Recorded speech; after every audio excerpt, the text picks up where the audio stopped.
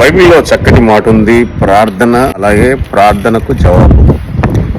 ప్రార్థన చేసినప్పుడట మనం ఏ అంశం గురించి అయితే ప్రార్థన చేస్తాం, అది ఉద్యోగం కావచ్చు, లేదా గర్భఫలం కావచ్చు, లేదా గృహం కావచ్చు, ఏ అవసరం నిమిత్తమైతే మనం యేసుక్రీస్తు నామములో ప్రార్థన చేస్తున్నాము, ఆ ప్రార్థన చేసినప్పుడు మనం మనస్ఫూర్తిగా ఆ చేసినటువంటి ఆ ప్రార్థన దేవుడు విన్నాడని, ఆ ప్రార్థనకు జవాబు అదే క్షణమున దేవుడు ఇచ్చాడని మన హృదయంలో విశ్వసించమని మత్తయి సువార్త 21వ అధ్యాయంలో ఉంది. కాబట్టి అడిగిన వాడిని పొంది ఉన్నామని నమ్ముడి అని దేవుని వాక్యం సెలవు. కాబట్టి నమ్ముదాం, ప్రార్థన చేసి అసహనానికి గురవకుండా, ప్రార్థన చేసి డిసప్పాయింట్ అవ్వకుండా, చేసినటువంటి ఆ ప్రార్థనకు జవాబు దేవుడు ఇచ్చాడని మనం పొంది ఉన్నామని నమ్మినట్లయితే దేవుడు తప్పకుండా, ప్రభు తప్పకుండా మనం అడిగిన వాటిని దేవుడు ఇస్తాడు అని ప్రభు వాక్యం ద్వారా జ్ఞాపకం చేస్తారు.